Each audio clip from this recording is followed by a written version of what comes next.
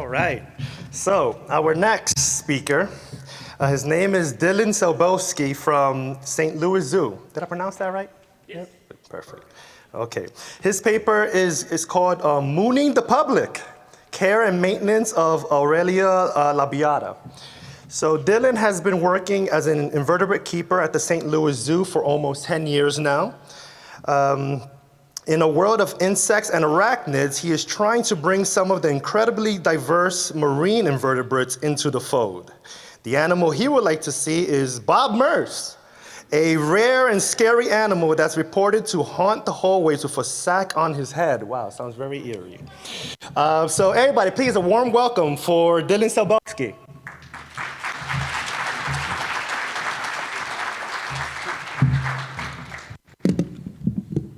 See if I can get this to a reasonable height. Okay, hi. I'm going to start this talk with a quote from a group of philosophers known as Monty Python's Flying Circus, and now for something completely different. Most people here deal with invertebrates. They like invertebrates. They're into invertebrates. And I feel like everybody's cool with aquatic invertebrates. They like Thermonectis, and they like Abetus, and they like all these cool water bugs. But the second I try to convince somebody to put a little bit of salt in that water, everybody throws their hands up and goes, whoa, no, I can't do it. So this is kind of a pitch to convince people that A, don't let aquariums take away our animals. Everybody looks at shrimp and octopus and all these really awesome invertebrates, and they go, oh, well, that's stuff aquariums do. It doesn't have to be.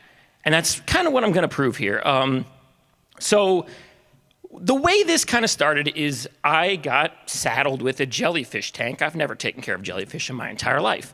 And so I had to very quickly learn how to take care of these animals that I was very unfamiliar with. And it turns out that they're not much different than most other invertebrates, and you can learn to take care of them. There's just a few things you have to kind of take into consideration. So before we go any further, let's do a little bit of the jellyfish basics. Let's go back to biology class. They're Cnidarians.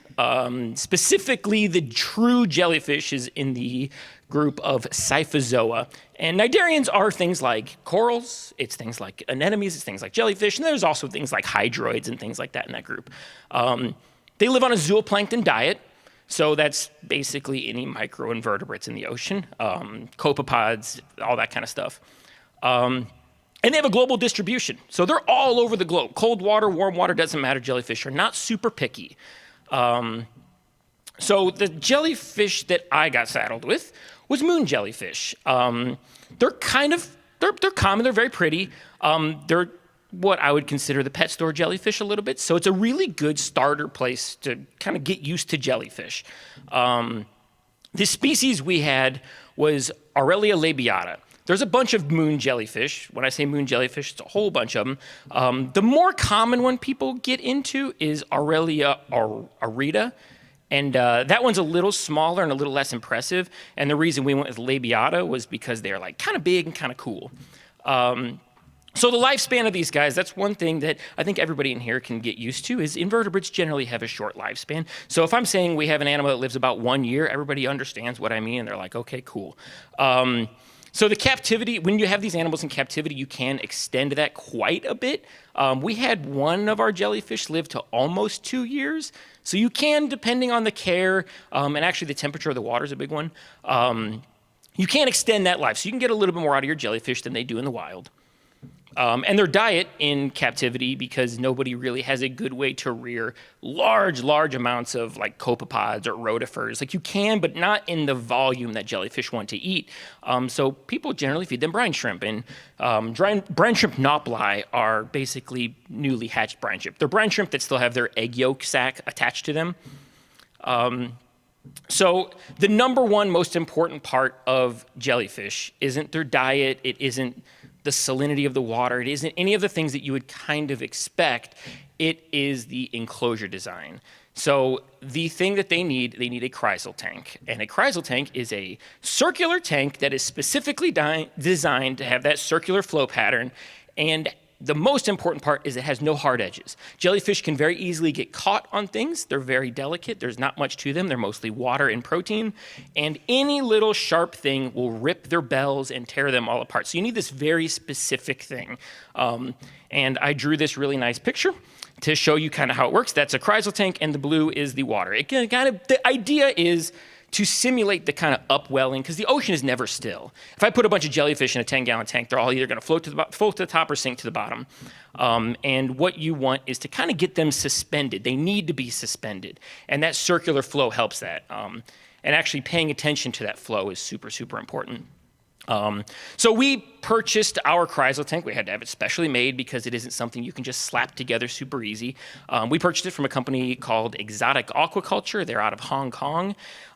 If anybody wants to learn how to do a logistics thing of shipping a gigantic chrysal tank from Hong Kong to St. Louis, I'm the guy to talk to because I had to learn all of that, and it's very complicated. But it was very nice because what we bought comes with the filtration. It came with all the plumbing. It came with the stand. It was like a very plug-and-play thing. I got it into the building, set it on the stand, and I plugged it in, and the whole thing worked, which is very nice because I'm used to doing a lot of plumbing with a lot of our exhibits. So this is exactly the model we've got, and you can kind of see it's got the chrysal tank up top, and then all this kind of plumbing and stuff down below. It's mostly stuff you'd be familiar with, filter socks to catch big particulates. The one thing you might not be super familiar with if you do not do saltwater stuff is a protein skimmer. It helps remove dissolved organics from the water. It basically simulates sea foam. It's not that big of a deal. It's pretty simple. And this is what ours looks like. The nice thing is it's very narrow. I went to a life support conference one time, and somebody gave a presentation at that conference called "You Want Me to Put What Where?" Because life support guys are really into fitting a lot of plumbing into really tiny areas. And I always hated them for that. And then I found myself doing exactly what they do when I was putting this tank up. So it is cool that it is a very narrow thing, and we fit this literally in a closet. The front wall to the back wall of that closet is maybe 3 feet at the most. It's very, very narrow. And we were able to fit this, I think it's like a 125-gallon chrysal tank system into this tiny little closet. So you don't really need a lot of space for this kind of stuff either. So these are saltwater animals, so we got to talk about water parameters a little bit.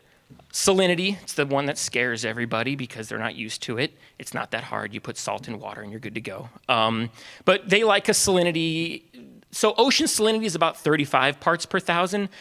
Jellyfish tend to do better if you lower that salinity. So I keep it around 31 to 33 parts per thousand, and that's basically, it just helps with osmoregulation. It helps extend that life, like I said. The temperature is a big one. So depending on what species of jellyfish you get into, temperature is a really big deal. Some of them like tropical waters, some of them like cold waters. Aurelia labiata tends to like cooler waters, and I shoot for around 59 degrees Fahrenheit. That is achieved with a chiller. That's another piece of equipment that people get a little scared about, but it's not that big of a deal. And then the cooler you do keep that water. So if I were to keep them at 55 degrees, which is kind of the lower end, I try to shoot for the middle. You want that Goldilocks zone. But the lower temperatures can extend their life. Just like if you were to take a beetle you were taking care of and keep it cooler, you can keep its life longer. It's not necessarily great for the beetle, but you can keep it alive a little bit longer like that. So invertebrate stuff is invertebrate stuff, even if it's in the ocean. And then your pH range. The thing about saltwater is you can't really control your pH very much. If you put buffers in the water like you would freshwater tanks, it changes your alkalinity, which then changes other things, and it's kind of this balancing act. So I don't really pay much attention to the pH. I have a probe in there. It tells me what the pH is. I shoot to have it around 8.0 to 8.2.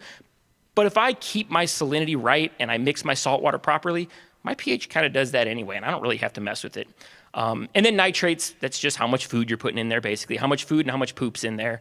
And if you do your 10% weekly water changes, like everybody's probably used to with aquatic systems, generally it keeps your nitrates below 20 parts per million. It's not that big of a deal. So feeding. Feeding is the most difficult thing. Newly hatched brine shrimp, knopfler, that's their primary diet. They like to be fed about twice a day. Some people put them on like dosing pumps, so they're fed constantly. Some people do all kinds of things. I take a turkey baster, I take some brine shrimp, and I squirt it in there twice a day. Works perfectly fine. And And the nice thing about jellyfish, so most of our animals were not used to being able to like see if they're eating really well. We just like hope. I see a beetle with his face in some banana and I go, okay, he's probably eating good. But jellyfish are really nice because if you look here, these little rings are the stomachs on that jellyfish. So if he's eating, they turn orange.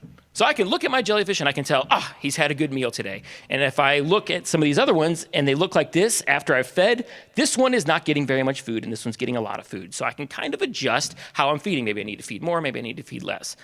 It makes that part really, really easy. The difficult part is hatching the brine shrimp. Brine shrimp's a whole mess. Anybody who does brine shrimp knows some of the challenges. This is our incredibly high-tech brine shrimp hatchery. It is some 2-liter soda bottles that I cut the bottom off of, so not high-tech at all. But the trick with brine shrimp is they come in a can where it basically looks like powder, and they're in a cyst form. Those cysts are undigestible. So with the brine shrimp hatch, you've got cyst shells and you've got brine shrimp, and somehow you have to separate those two. And for years, we did all kinds of things. Brine shrimp are attracted to light when they're babies, so I tried using lights to attract them. Kind of works. Some people use it, some people don't. But what I did find, and I'm like actually really excited about this because I just kind of started using this over the last year. This product by INVE Aquaculture is brine shrimp cysts that are treated with iron. And what that means is that I can separate them with a magnet super easily. It's really awesome. I dip this magnet in there and all the brine shrimp cysts go, it takes about 3 seconds. And then what I have is a very nice cup of perfect brine shrimp babies that I don't have to worry about any of the cysts. I can just dump it in tanks. It's awesome.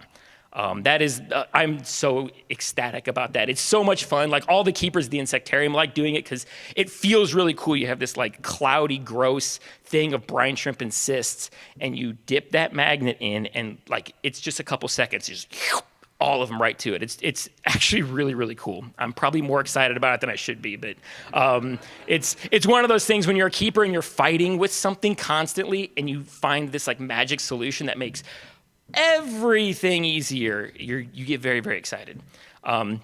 So general maintenance, you've got your jellyfish, you've got your food, you got your things. What do you do on a day-to-day, week-to-week basis? Weekly, do about 10% water. So it depends. If you have a 500-gallon tank, that's 50 gallons of water a week. If you have a 2-gallon tank, that's way less. And then what I do is I try to siphon out detritus. There will be dead brine shrimp. There will be pieces of the jellyfish. Jellyfish like lose bits of tentacle. They muck the water up a little bit. You wouldn't think something that looks like a jellyfish could muck the water up, but they kind of do.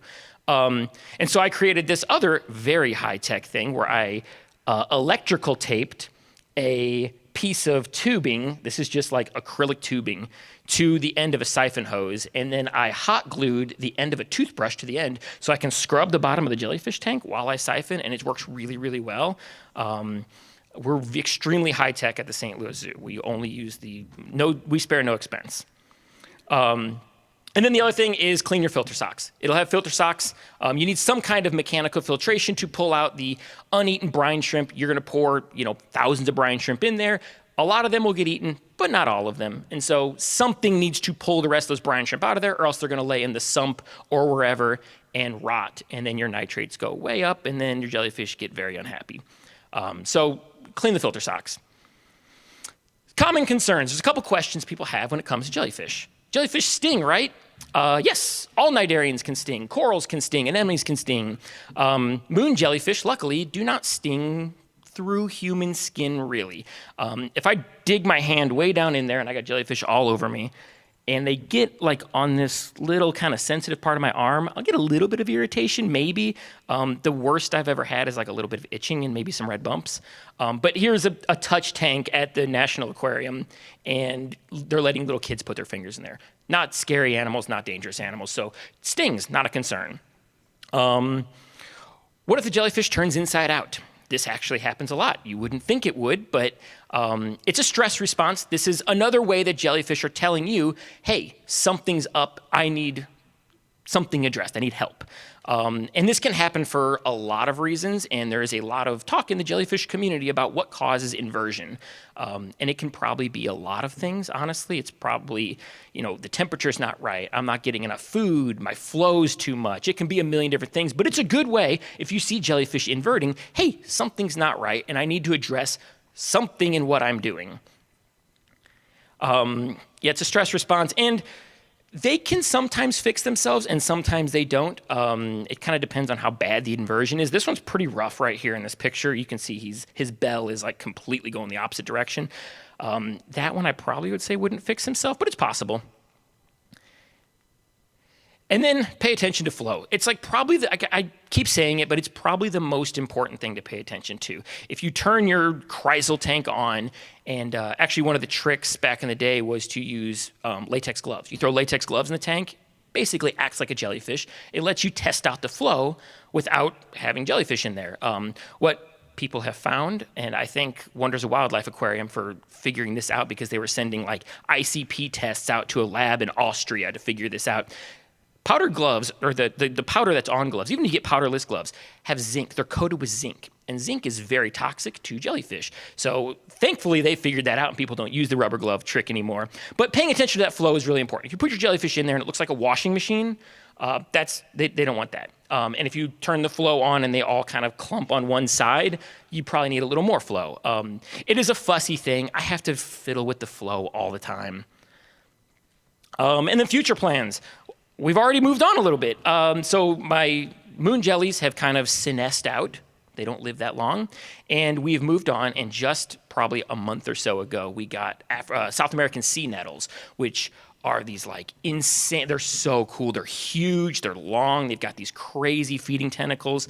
So I'm really excited about the sea nettles. They're very, very cool. And then ideally in the future, I would like to breed them. The problem with breeding them is it gets out of control very quickly and it starts to need things like this, which I don't have this much space in the insectarium. Insectarium we have is pretty large. I don't know if I have a lab space that is that large. So I would like to get into breeding them. It's one of the things I want to talk about in this talk, and I had to like cut things down because I realized I'm going to talk for an hour up here about this stuff. I do get kind of jazzed up about these jellyfish. It is really cool. I actually was like, I kind of hated the jellyfish thing when I first got into it, and I've like really fallen in love with it over the past like couple years. And now I'm like, we got to breed them, we got to get more species. I need like 3 more jellyfish tanks. But it gets very out of control very quickly. So we'll see if I get that far. And then questions. If anybody has any questions about it, I know it's an intimidating subject, but it is very rewarding to display animals that are not normally seen in what normal people look at as like an insectarium. Most of us, if you work at a zoo, most people are considered invertebrate keepers. We're not just insect keepers. We have isopods, we have arachnids. And so the jellyfish thing is just another kind of piece of that puzzle. So I know with jellyfish, kind of as you were saying, flow is really important in them being able to injure themselves. So as far as servicing the aquarium for water changes and whatnot, is that something that you have to consider while you're servicing? Yeah, it's a big pain in the butt a lot of the times. It's usually a 2-person job. I have somebody kind of help with it. It's really nice if you have a way to shove all the jellyfish to one side of the tank, like a piece of acrylic you can put in there and kind of push them over. Otherwise, you're putting your arms in there and you're fighting with the jellyfish, constantly trying to vacuum out detritus. That's one of the reasons I like that really long, narrow tube that I was using to siphon out detritus, because I'm not as easily, it's not as easy to like suck a jellyfish up as like a big 1-inch tube I put in there. I'm just going to vacuum an entire jellyfish up. But it's challenging, and it's definitely something you kind of have to calibrate yourself to, so you don't injure your jellyfish. Can you talk about the problem solving you did with the magnet? Because the original magnets are very expensive. Oh yeah, so INVE Aquaculture, who sells that brine shrimp that's treated with iron, they sell a magnet that is for that. It is huge, it's like this big, and it costs about $1,600. It's awesome if you're hatching like pounds and pounds and cans of brine shrimp every single day like major aquariums are. I bet that's amazing. I'm hatching 2 tablespoons of brine shrimp a day. I don't need a magnet this big. And so I went through a lot of different magnets on Amazon trying to figure out what works. And I finally found this like rod magnet that's this stainless steel rod that has neodymium magnets on the inside, and it works really, really well. It cost like $60. It wasn't nearly the $1,700, so I'm really, really happy with the magnet I found, because the old fishing magnet I was using, literally I bought one of those like 400-pound fishing magnets that's like for pulling out like whatever out of rivers, and it worked, but I would have to like dip it in there like 20 times to get all the brine shrimp out, and it's very nice to not have to do that anymore. Any other questions? That's it? All right, cool.